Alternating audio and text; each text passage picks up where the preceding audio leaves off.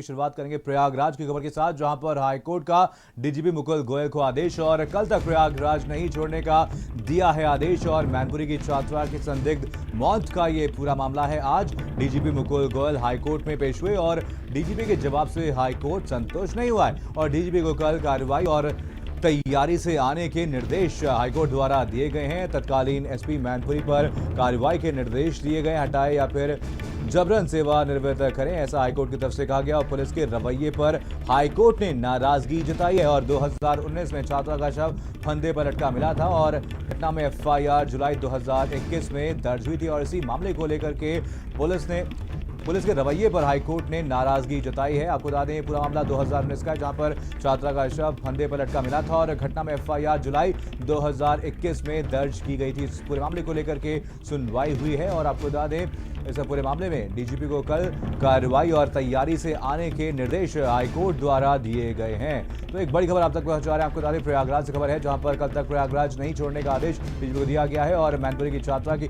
संदिग्ध मौत का ये पूरा मामला, जहां पर आज डीजीपी मुकुल गोयल हाईकोर्ट में पेश हुए हैं और डीजीपी के जवाब से हाईकोर्ट संतुष्ट बिल्कुल भी नहीं है और डीजीपी को कल कार्रवाई और तैयारी के साथ आने के लिए निर्देशित किया गया और तत्कालीन एसपी मैनपुरी पर कार्रवाई के भी निर्देश दिए गए हैं।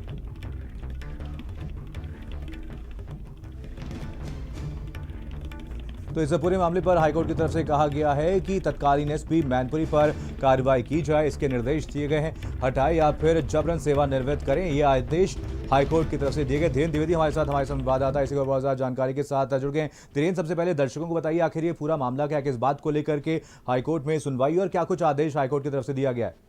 देखिए, पूरा मामला मैनपुरी के एक विद्यालय का है जो वर्ष 2019 में 16 वर्षीय एक छात्रा थी, स्कूल में ही फांसी के फंदे पर लटकती हुई मिली थी। उसके बाद इस घटना में जुलाई 2021 को मामला दर्ज होता है और फिर इसमें एक जनहित याचिका हाई कोर्ट में सुनवाई होती है, जिसमें एसआईटी जांच के भी आदेश दिए जाते हैं। लेकिन जब हाई कोर्ट में एसआईटी की जांच रिपोर्ट आती है उससे असंतुष्ट होते हैं। अब इस पूरे मामले में डीजीपी को तलब किया गया था, डीजीपी प्रयागराज पहुंचे, आज पूरे मामले में सुनवाई हुई है और डीजीपी को हाई कोर्ट ने जो अभी तक जांच हुई इस पर तक टिप्पणी करते हुए कहा है कि डीजीपी प्रयागराज 24 घंटे तक रहेंगे और कल पूरे तैयारी के साथ कोर्ट में पेश होंगे और तत्कालीन जो एसपी हैं उनके ऊपर कार्रवाई की बात कही है। जी बिल्कुल धीरेन्द्र, आज डीजीपी कोर्ट में पेश भी है, उनकी तरफ से जवाब दिया गया, उससे कहीं ना कहीं जो हाईकोर्ट है वो असंतुष्ट नजर आया। क्या कुछ जवाब आज डीजीपी की तरफ से दिया गया?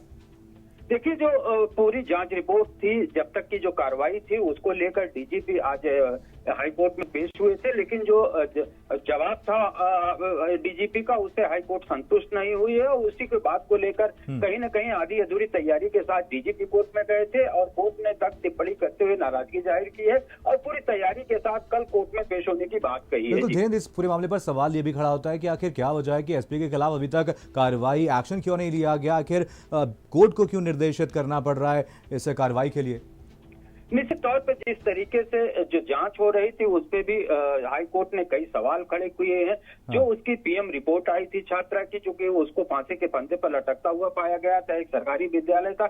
उसके बाद जब उसकी पीएम रिपोर्ट आती है उसमें भी जो जांच अधिकारी है उसके तरफ से कोई कार्रवाई नहीं की गई है। जो आरोपी हैं उनके जो सख्त कार्रवाई की जानी चाहिए थी वो नहीं की गई है। इसी सब सवालों को लेकर हाई कोर्ट ने सवाल किया था कि अब तक आखिर इतने दिनों का मामला हो गया है, इस पर कार्रवाई नहीं की गई है। जो पीएम रिपोर्ट है वो कुछ अलग कह रही है। जो आईओ है उस पूरे मामले की जो विवेचना कर रहे हैं वो उसमें कहीं हिलाहवाली कर रहे हैं। यही वजह थी कि हाईकोर्ट को में डीजी को तलब होना पड़ा और अब जो अधूरी तैयारियों के साथ डीजीपी तलब हुए थे अब उनको पूरी तैयारी के साथ कल भी हाईकोर्ट में पेश होना। बिल्कुल धीरेन्द्र, इस पूरे मामले पर अगर पीड़ित पक्ष की बात की जाए तो उनकी तरफ से क्या कुछ कहा जा रहा है, उनकी तरफ से क्या कुछ जवाब दिया गया है?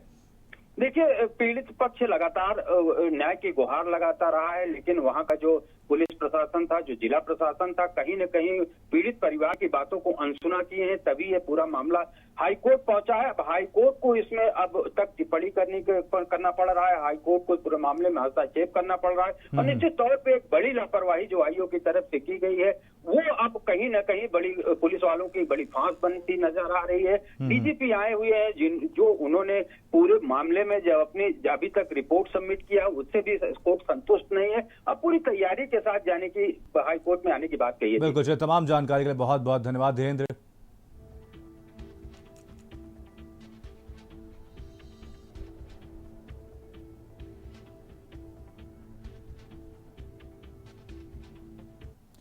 और वहीं चुनाव से